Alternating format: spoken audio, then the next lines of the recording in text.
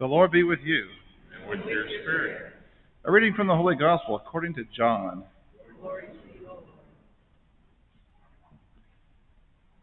Jesus went to the Mount of Olives, but early in the morning he arrived again in the temple area, and all the people started coming to him, and he sat down and taught them. Then the scribes and the Pharisees brought a woman who had been caught in adultery and made her stand in the middle. They said to him, "Teacher, this woman was caught in the very act of committing adultery. Now, in the law, Moses commanded us to stone such women. So, what do you say?" They said this to test him, so that they could have some charge to bring against him. Jesus bent down and began to write on the ground with his finger. But when they continued asking him, he straightened up and said to them, "Let the one among you who is without sin be the first to throw a stone at her." Again he bent down and wrote on the ground. And in response, they went away one by one, beginning with the elders. So he was left alone with a woman before him. Then Jesus straightened up and said to her, "Woman, where are they?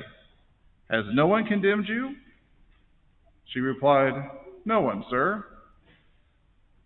Then Jesus said, "Neither do I condemn you. Go, and from now on, do not sin anymore." The Gospel of the Lord. Praise to you, Lord Jesus.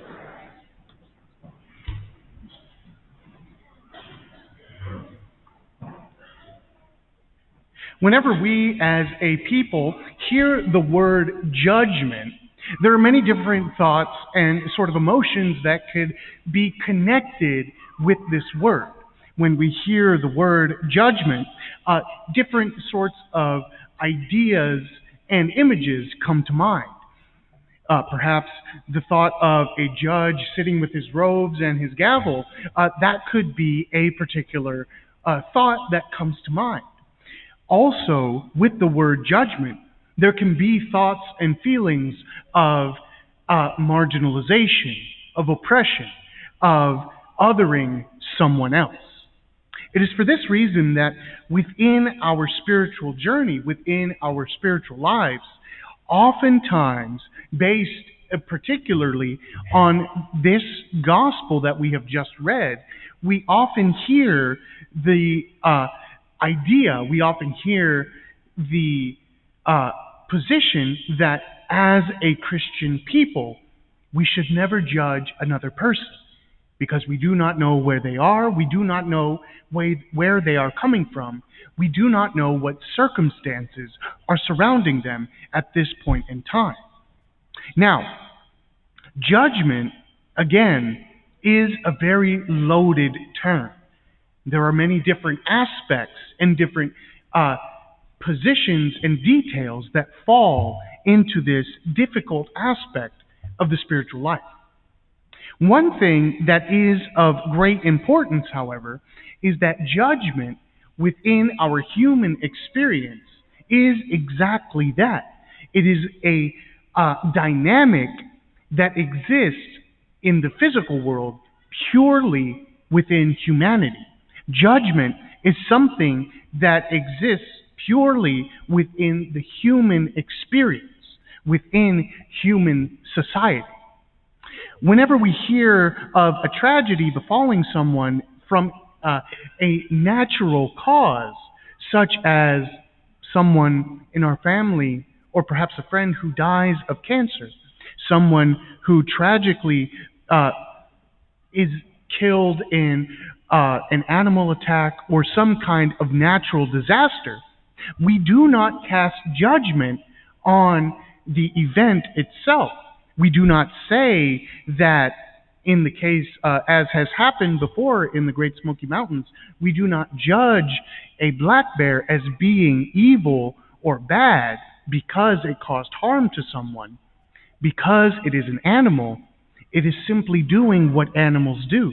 It is simply doing what in its natural state it is drawn to do. Judgment, when we hear the words good and bad, when we hear the words good and evil, right and wrong, these sorts of ideas, these sorts of dynamics exist purely within the human sphere. They exist purely as a human experience.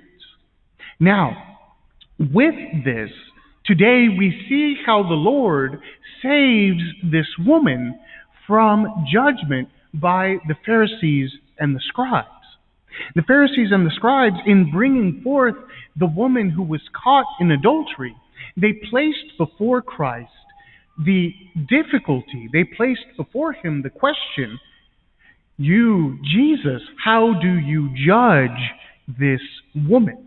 What is your ruling? Now, in this, the Lord therefore turns the question on its head. The Lord takes this situation, this difficult circumstance that the Pharisees have placed before him, and he reflects it onto them. He takes the question of, Jesus, how do you judge this woman? And the Lord changes it and says, before I answer this question, I will place the question before you, how do you judge yourselves? It is for this reason that because the question has been reflected onto them, because they have had to therefore take stock, and without any prejudice and without any way of hiding, the Pharisees and the scribes are forced to look within their own hearts. The Pharisees and the scribes are forced to look upon their own actions and to think, how do I judge myself? Am I good or am I bad?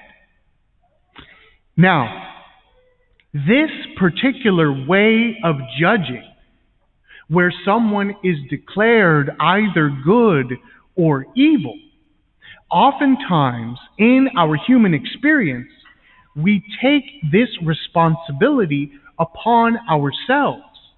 We look at what is going on in the world. We hear and read the news. We hear about the latest celebrity gossip, whatever it might be. And we place a judgment oftentimes on a person, saying, oh, this person obviously did this because they are so evil. This person obviously did this because they are so weak of character. It only makes sense that we would hear such a news as this. My friends, this kind of judgment, where we place upon a person the delineation of either being good or bad, of either being holy or evil, this kind of judgment is purely within the responsibility of Christ himself. Christ is the only one who can place a judgment upon a particular human soul.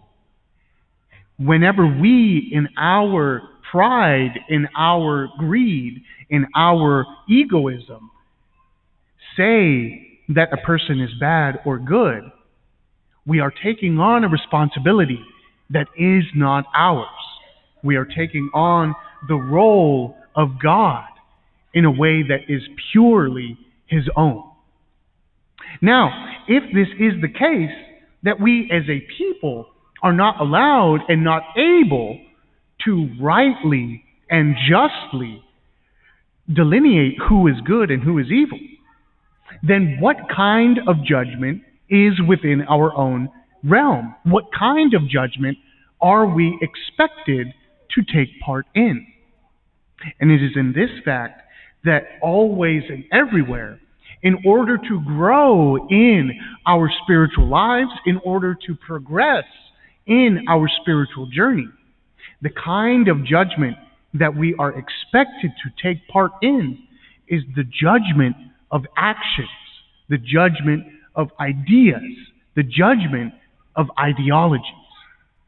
For us as a human people, within our very hearts, within our very souls, there are certain acts and certain behaviors that throughout all time, throughout all peoples, and throughout all cultures, these particular behaviors and acts are specified as being purely evil.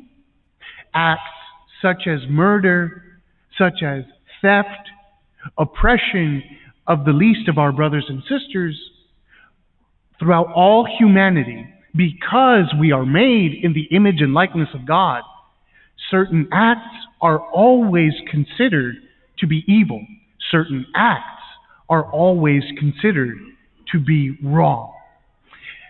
As we grow in our understanding of who God is, as we grow in our understanding of who we are as a people of God, we therefore, in our conscience, are given the responsibility.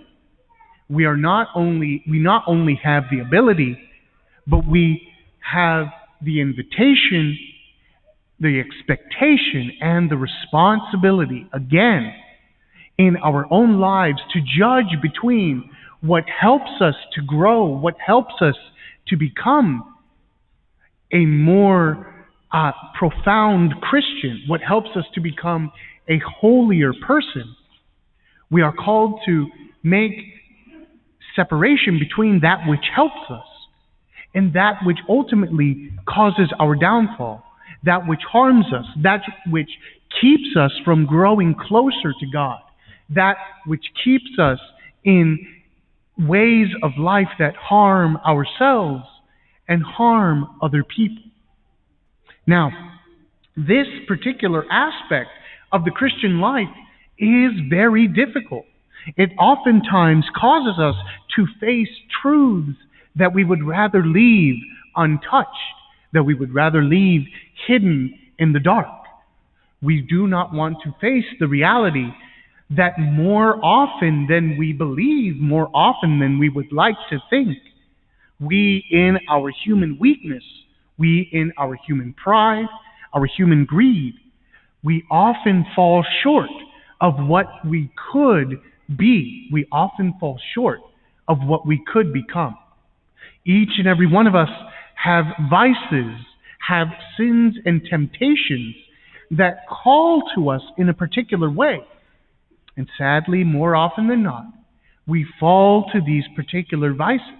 We fall to these sins and temptations that in our human strength, we simply cannot break free. With these particular judgments that call to mind the reality that we are falling again and again in sins that hurt us, in sins that hurt our neighbor, and in sins that hurt our relationship with God. This is what the Lord desires for us. This is what the Lord desires, that we in our prayer and in our meditation, that we would bring these difficulties to the Lord, saying, Lord, through your revelation, you have helped me to understand that these acts are evil. You have helped me to understand that these acts ultimately cause harm and pain to myself, to my brothers and sisters, and to you.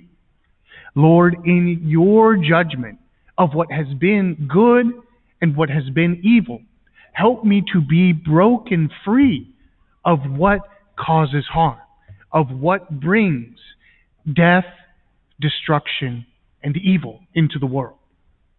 My friends, actions, the human choices that we make day in and day out, these do in fact call for us to bring judgment upon them, to judge how we live, to judge how we speak, and to judge how we think, and whether or not these help us or cause us harm. A particular point in history that is so often used in order to really bring to light the reality that in our human experience there are in fact choices that are evil. That we do not live in a world where we can simply say, you do you, I'll do me, and we're all fine, whatever we do. The world would like us to believe that that is the case. The world would like us to believe that we can live in that kind of a kind of society. But a particular event in history that breaks this false dichotomy, that breaks this false belief of how the world can move on, how the world can live, is in fact World War II. The fact that there was a group of people who decided, because of their own self-righteousness, because of their own pride, the fact that there was a group of people called the Nazis who thought that they could bring about the destruction, the elimination of entire groups of people. We, as an American people especially, we see this reality and we shudder at this thought. It is impossible for someone who believes in such a terrible way, who would follow Nazism in its truest form, it is impossible for us as a Christian people to live in peace with this kind of ideology.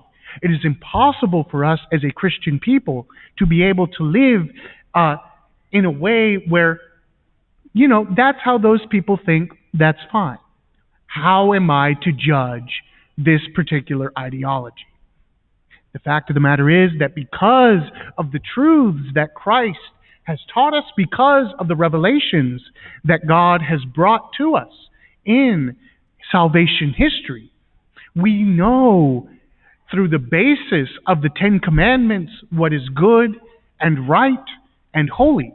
We know through the teachings of our Holy Catholic Church how we as a Christian people can most perfectly live out the calling, the invitation of bringing to the world love, mercy, and redemption through the acts and through the ministry of Christ. All of these things, we are invited by the Lord, therefore, to take up the banner of the cross. We are called to take up the banner of Christ resurrected against the ideologies of evil, against the ways of life that bring harm to the world, against the sins of our own particular day and age. My friends, for all of us, we like to hear, as Christ said in the gospel, "Neither do I condemn you." We like to hear from Christ, as he said to the woman caught in adultery, "You are forgiven.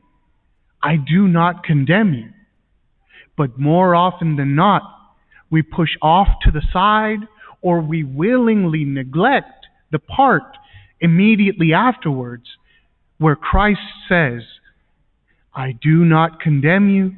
Go forth and sin no more." My friends, the Lord postponed the judgment of this particular woman for a time. But the truth of the matter is that all of us, in our own time and in God's own way, at the moment of our death, the Lord will bring judgment upon our souls based on how we have lived, based on how we have accepted or rejected God's love and His message. At the moment of death, where we stand before God in all of His glory, but where we stand before God in all truth and honesty, will the Lord be able to say, "My son, my daughter, you noticed how you continued to sin.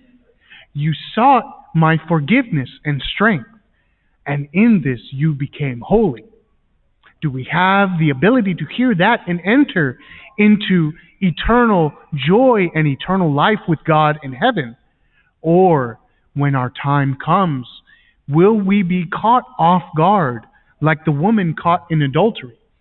And will we have to stand before the Lord and hear him say, "My son, my daughter, I brought to you the stirrings of your conscience. I taught you by way of the scriptures and the church how you were to live. You rejected these messages. You rejected the way of life I had hoped for you. Because of this rejection of my love, because of this rejection of my mercy, you have condemned yourself to an eternity of suffering. You have condemned yourself to an eternity of separation from my love and from my joy." My friends, the fact that we are alive and awake today calls to mind the reality that the Lord desires to give us another chance. The Lord desires to give us another opportunity to return to him. That we would never place judgment on any other person, but rather that from this moment forward, we would place judgment on what brings harm, what brings evil, what brings death to the world, and how do we either join in that evil, or how do we, through the strength and mercy of God, seek to fight that evil? How do we, as a human people, seek to enter into right judgment of what is good and holy, and hopefully that the Lord would be able to judge our souls as holy and as pure to be able to enter into the heavenly kingdom of God.